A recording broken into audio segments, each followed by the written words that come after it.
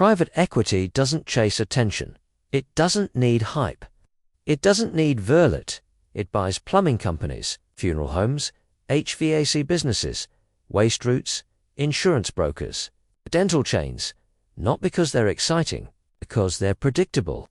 And in finance, predictable cash flow is one of the most valuable assets on earth. This is the quiet playbook behind one of the most powerful money machines in modern business. Private equity is not one company, it's a financial model. A private equity firm raises money from wealthy investors, institutions, and pension funds. Then it uses that capital to buy businesses, not to run them forever. To improve them, increase profits, and sell them later for more. That's the model. Buy, optimize, exit, and the best targets are rarely glamorous, because the best targets are usually ignored. Private equity loves boring businesses for one simple reason. People keep paying for them, not because they're exciting, because they're necessary. Air conditioners break, pipes leak, people die, trash piles up, insurance renews. Teeth need work. These are not trend-driven businesses. They don't depend on hype. They don't collapse because attention shifts. They operate in the background, quietly, consistently. And that makes them ideal, because investors are not buying excitement, they're buying certainty. Private equity rarely starts with glamorous brands. It buys local service businesses, regional operators. Fragmented industries. That means markets filled with small owners, repeat customers, and stable demand. Think HVAC companies, dental clinics, veterinary chains, dock car washes, funeral homes, property management firms, accounting practices, pest control companies, waste operators, insurance brokers. Individually, these businesses may look small, but in aggregate, they become powerful, because fragmented industries are easier to consolidate, and consolidation is where the real game begins. This is where private equity gets powerful. The first move is simple: buy one platform business. Then use it to acquire smaller competitors around it. One HVAC company becomes 5. 5 become 15.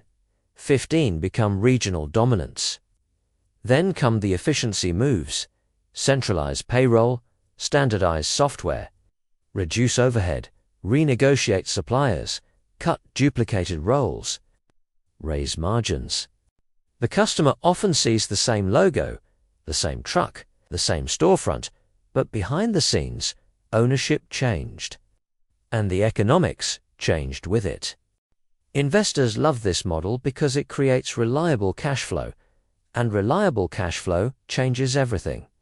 It makes forecasting easier. Debt becomes cheaper. Expansion becomes easier. Acquisitions become faster.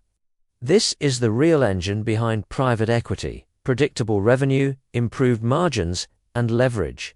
That combination can turn ordinary businesses into financial machines, not flashy ones, quiet ones. And quiet businesses are often the most valuable of all. Most people never notice when private equity enters a market. The business still looks familiar: the same receptionist, the same location, the same uniforms, the same branding. But ownership change, and ownership changes incentives. Now the pressure is different: increase margins, reduce costs, expand pricing power, prepare for exit. The business may look the same from the outside, but inside, it now runs like a financial asset. Sometimes this creates efficiency. Sometimes it improves operations, and sometimes it quietly raises prices. Because once a necessary service becomes a financial asset, the incentives change. The goal is no longer just to run the business. The goal is to optimize yield. That can mean better systems. It can also mean tighter pricing, lower flexibility, and higher extraction. And that is the trade-off hidden inside the model. So when private equity buys a boring business, it's not buying boring at all. It's buying necessity predictability, cash flow, and control. And in the next episode, we'll expose one of the most profitable versions of this model. Why funeral homes became a quiet private equity empire, because in the world of quiet empires, power moves in silence.